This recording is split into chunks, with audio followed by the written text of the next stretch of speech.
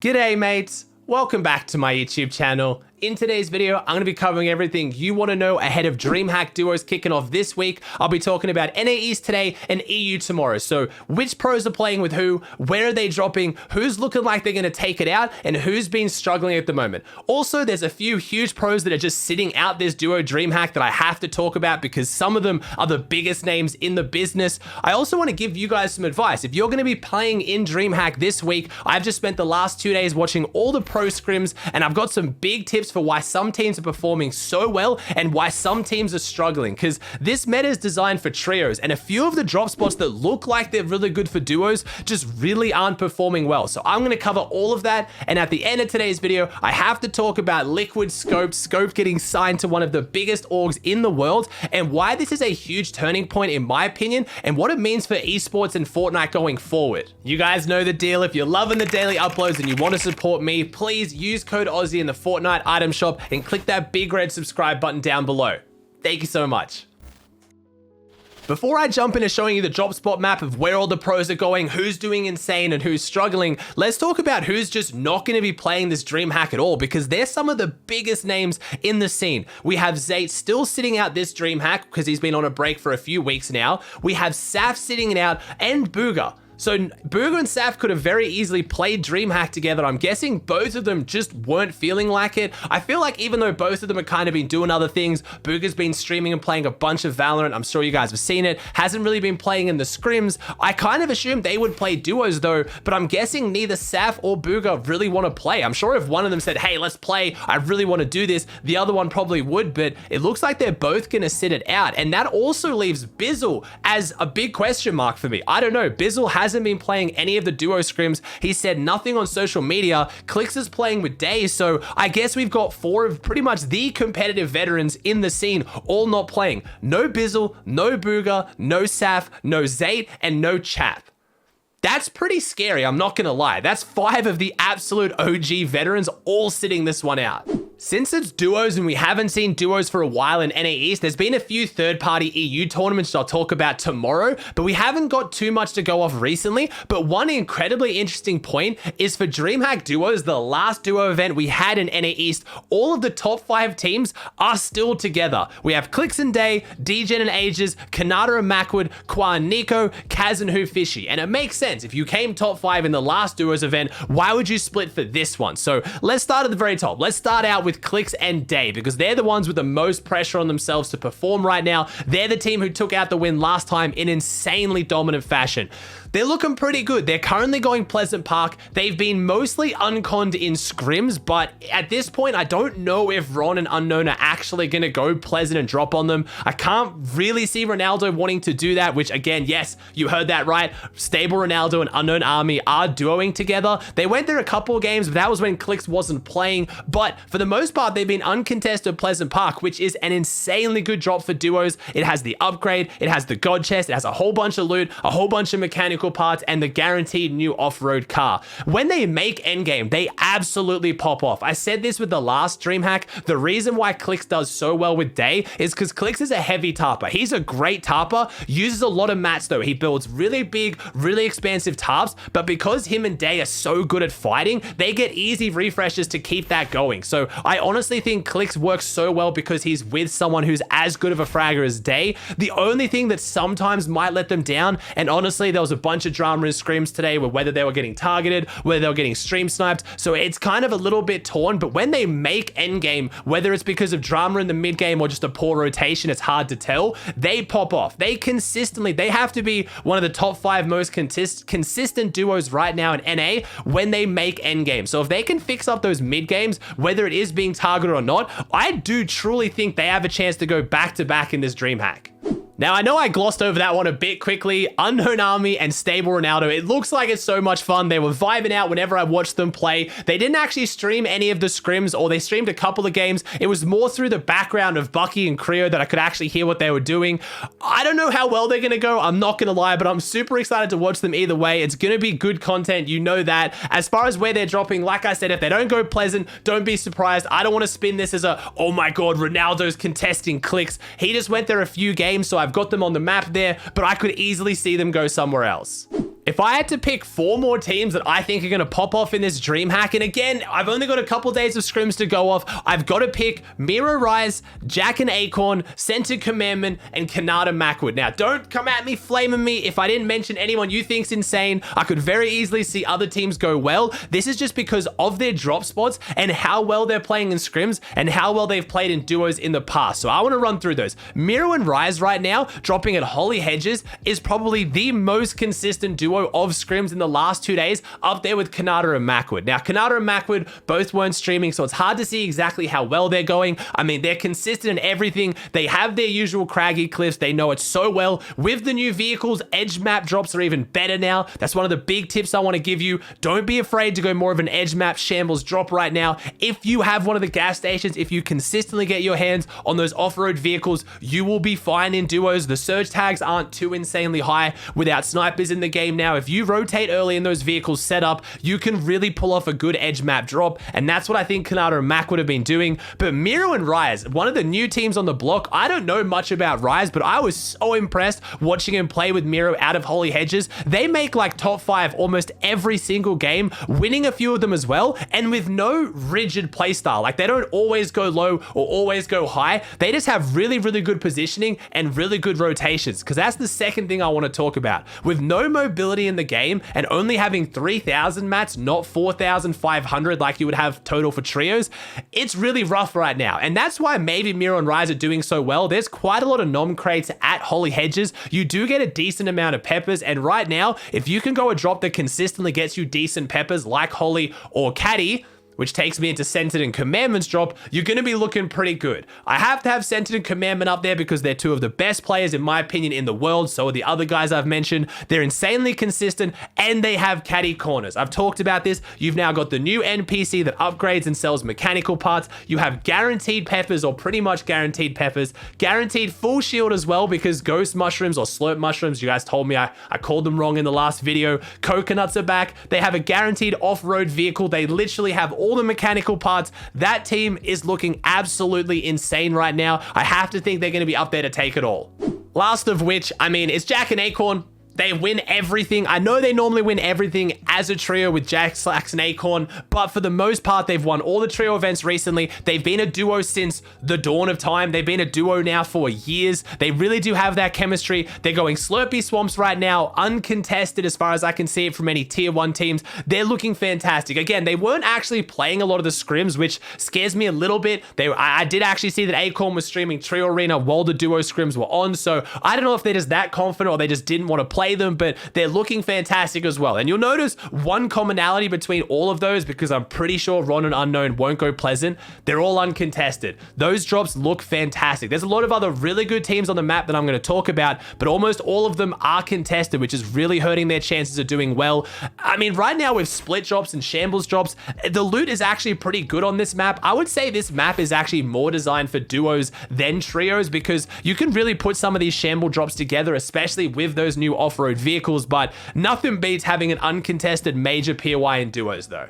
Other notable teams that I have really high hopes for, you have Slacks and Illust right now going Colossal Crops. I don't really like Crops as a drop spot. I don't think it gives you that much loot, but it's Slacks and Illust. They're so scary. They'll probably just fight someone else, wipe them, and take their loot anyway, let's be honest. You have Degen and Ages at the Orchard, and this one's interesting. For a little while, they had a team, I believe it was actually Coop and playing with someone else, I don't think it was Adams, was dropping north above them and taking the 2 god chests up there. Right now, Degen and Ages have no one above them, so they have Orchard. They could potentially, especially with that gas station and the off-road vehicles, get those 2 god chests combined and really dominate. Again, they were a top 5 team during the last dream hack, so with the loot they're probably going to get out of this, you've got to think they're going to pop off as well. I would love to say Bucky and Creo, but they're getting triple contested right now at Steamy, getting contested by Tabs G and Joji, who for the last few days in scrims have actually had them beat. They're doing really well in scrims. Bucky was streaming today for a couple games. He got over it. He left. Yes, it was pretty bad spawn RNG, I'm not gonna lie. Bucky was getting pretty unlucky with the loot they were getting on spawn, but Tabsg and Joji were beating him out most of the time, and they weren't even having to deal with Bully and Frist. Bully is, you know, I want to say the king of Steamy. I mean, we haven't really seen him wear his crown because he always gets contested, so he never gets to perform well, but Bully never leaves. Bully, Frist, and Osp have a lot of kind of chemistry or experience at Steamy. You've now got Bully and Frist together. I don't really like any of these three teams' chances if they all make finals or even in semi-finals, because that's going to be a really hard fight to win. Whofishy and Cazz right now, again, a team that came top 5 right on 5th place last DreamHack, and I honestly think both these players are so underrated. They've got a really good split. They got the north half of Kami split. Remember, again, Kami split, talk about this all the time. It's that big chunk of map all the way down between Colossal Crops and Dirty Docks, all the way down to Lazy, but that junkyard area, I've talked about this so many times, it gives you over 30 mechanical parts guaranteed with an upgrade NPC, and you get the bridge now, and with these new off-road vehicles, you can travel faster. I mean, right now, I have to think outside of the major POIs, or even maybe including the major POIs, if not caddy corners, Whofishy and Cazz have a fantastic drop right now as a team that's already played so consistently in the past in duos.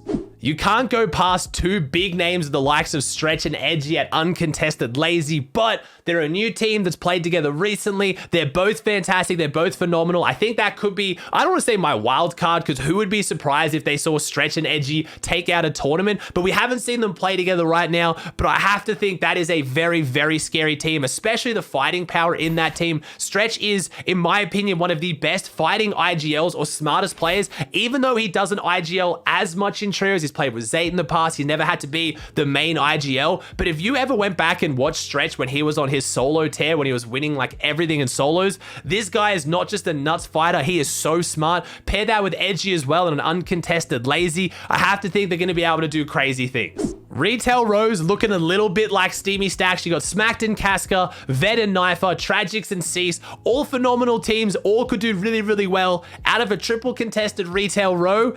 Just don't like the looks of it. I mean, they could maybe rotate out and try to get the house, the bunker house to the west, but Qua and Nico are taking that part of the Kami split, so it's just going to be a grief fest. Retail Row's good. You get a lot of mechanical parts. You get a chance at some nom crates. You can rotate into Caddy for some upgrades, but triple con is triple con. I don't know how that one's going to go. Sweaty Sands is actually one of the few POIs that I could see both teams potentially doing well out of, or one team really jumping ahead and doing well despite being contested. Sweaty gives you a lot of loot in duos, especially if you can rotate early after getting the mech parts you need. Scoped forming his new team with Mikey. Scope said today that he was trialing Mikey. They won the first game of Elite Scrims today. It was an absolute stacker mountain zone that they rotated all the way from Sweaty for. They played insanely well. They popped off. They won the game. Scoped was looking like old Scope, to be honest. I hate saying that because I still think Scope's a phenomenal player, but man, Scoped in the pump, he's hitting just absolute max pump after max pump. I think Mikey's a fantastic fit, especially when it comes mentality-wise. They're both super chillers. I think they'll focus up and do really well. They are contested by Nosh and Nut. Now, that's a team that I don't know how well they're going to do overall, especially endgame, but I do know that's a scary spawn fighting team, so that could trip them up and cause them some issues. The last drop spot I mainly want to talk about that's contested is Dubs and Megga, Claw and Pose. Now, I don't know. I absolutely hate Bony Burbs. They've taken more of the mechanical parts out of it on an already not so great drop spot. It's not a good drop. It genuinely isn't. I would much rather go a shambles drop. Like, I'm looking at this map and I swear I could piece together better loot if I dropped it like the bridge near Lazy, if I dropped the house near Lazy, the pistol spawn house, maybe got some of the loot on the mountains. Like, it's not a great drop. It really isn't. Yeah, it's close to center map, but if you're getting contested on it so you can't even use the slurp truck to its full advantage, I don't know. I'd love to see Dubs and Megga pop off. Honestly, in scrims, the last few days, I have seen them top 5 or winning a couple of the games, so Dubs and Megga might just be back there. Obviously, a duo in this tournament with, I think, fair to say, more chemistry than anyone. I think that is one of the only OG duos, if not the only OG duo we still have left.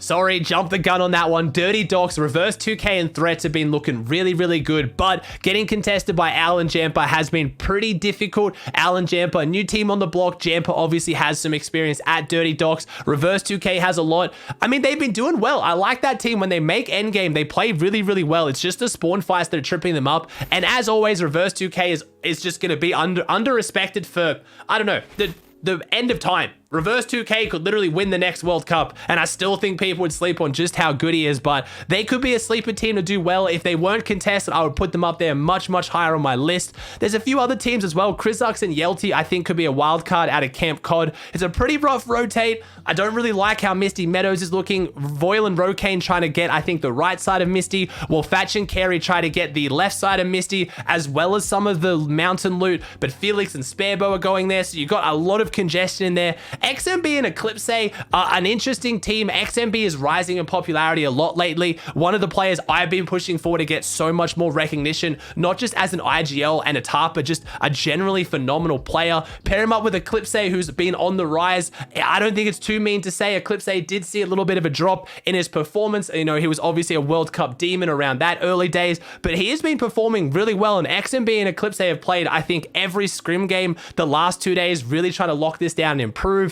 You got Weeping Woods, you got Teo and Tabney against Chimp and Visuals, which is very interesting because it's Chimp, Teo, and Tabney. It's the only real trio that I can see who's made duos and are still contesting each other. So I don't know if that's going to cause any friction, cause any beef. I haven't been able to see too much who's winning that fight. We have Slick and Elige going up against Jahq and Knight at the Log Jam. We know Jahq and Knight love that part of the map. That's where they saw all their trio success a few seasons ago. We have Narwhal and Zlem getting what is actually a surprisingly good split in duos. Like I said, if they can get their hands on one of the new vehicles, or even not, in duos, you don't need as much Storm Surge. Being able to get the God Chest, Shantytown, all that loot is phenomenal. Lazar and Zypher kind of opting to take not too much loot. Getting the Viking ship and maybe Rainbow Rentals, depending on what goes on with the Logjam fight, isn't a bad spot either for a team that I think could perform quite well. You have Coop and Adams going up against Tahi and Paper over the John Wick split with the upgrade as well as the castle. That's a great drop because you get enough gold to get a Rift, you get guaranteed upgrade from John Wick, you get the God Chest, but when you get contested, I don't know how these teams are going to split it. Tahi and Paper are a very, very scary fighting team though. Coop and Adams newly formed, and Coop needs to have a big performance. He's been talking on Twitter about how no one's respecting him. He can't find good teams, so I know he wants to pop off here. We have Mars OW and Crumble at Stealthy Strongholds, and Mars is a hard one. I don't talk about Mars too much, not because I'm not a Mars fan. I love Mars. I love the way that he is just being a pro differently. He plays arena all day, doesn't play scrims, but then pops off in tournaments. Playing with Crumbler at Stealthy Stronghold, their trio drop, they're looking really, really strong. And again, with those vehicles, those edge map drops get better. There's a whole bunch of fishing. I know Mars OW has been maining the stinkfish more than anyone else I've seen in scrims, having phenomenal success with that. Mars always likes to take height early, aggressively, and then with those stinks, they're able to apply so much pressure, force all those teams down, and get so many free kills or just get a free placement. Nounsy and Shades at Coral Castle. I hate Coral Castle.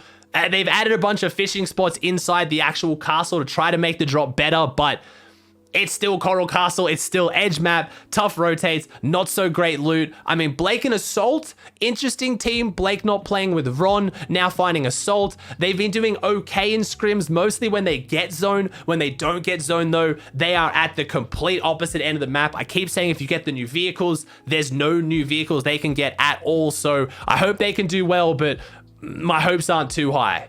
The last part is the center of the map, and again, right now, the Spire is terrible. 0 mech parts, you don't even get the mythic anymore, you get no real floor loot, no real chests, just nothing. It's just not great. It's center map. That's basically the only thing you have going for you, and that's why the teams that are going there, like Straw Hat Charlie and Goku, Vix and AJ, are trying to push across and take some of that loot towards the edge over near the T-Rex NPC spawn and the bridge. But Aviv and Squish are going there, so it's going to be a very squishy fight. They're all going to be kind of crammed in there. I don't know how well that's going to go for any of them, really. As a giant disclaimer on these, as always, if any of these teams that I've said will do well, don't do well, or if any of the teams that I've questioned do phenomenally, I'm not going to be that surprised at the end of the day. It's Fortnite. Anyone can pop off. Also, disclaimer, this map could change. These teams very well could change their drop spots depending on who versus them. This is just the best we know it as of now at the end of scrims today, with DreamHack kicking off in a couple of days.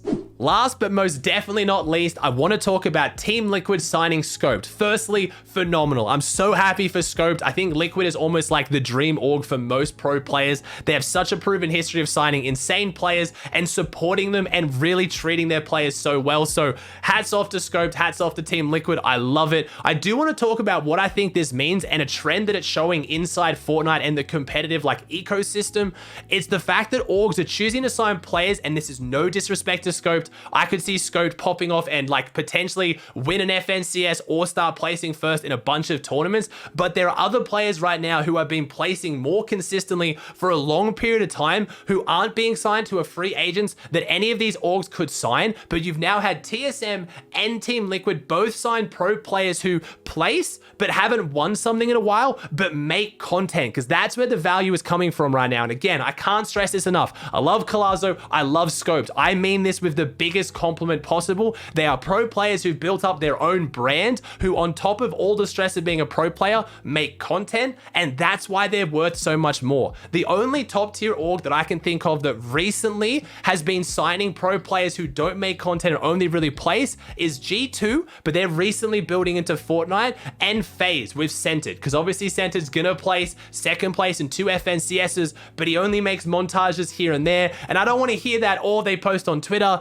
they make montages. That's not the same as Scoped and Colazo, who stream 8 to 10 hours a day in Colazo's stance, but still a lot in Scope's situation as well, to a lot of viewers. That is where the value is in Fortnite right now. Epic Games, I've talked about this before, don't really foster orgs in the scene. They don't really support orgs building a following through the game outside of the pro players making content. That's what gets your name out there. Having someone who comes top 3 on an FNCS leaderboard with Liquid in the title, that's great. And they get to hype it up. Oh, look, we signed winners. They placed in FNCS. But having Scope stream to 10,000, 20,000 people during the day, during tournaments and stuff like that is going to bring so much more value. And it's interesting. I don't think it's a bad thing for Fortnite going forward, because there's still really good orgs that are focusing on Fortnite that are signing pro players, especially in EU, like Guild Esports, Train H, all those kind of names come to mind. But the big daddy orgs, daddy orgs, the ones that are signing players from multiple titles,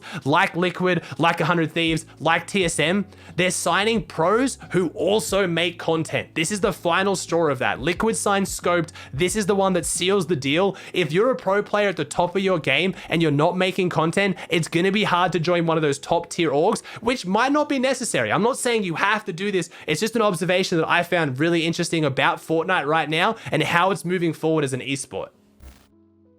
Alright guys, that does it for another video. I hope you enjoyed it. Remember, if you want to support me, please use code Aussie in the Fortnite item shop. Click the subscribe button down below. If you made it this far into the video, you're an absolute real one. I love you. Let me know in the comment section down below any team that you think I talked about that's going to do well, or anyone I didn't talk about. If you haven't already, subscribe to the channel. Thank you so much for watching, and I'll see you in the next video.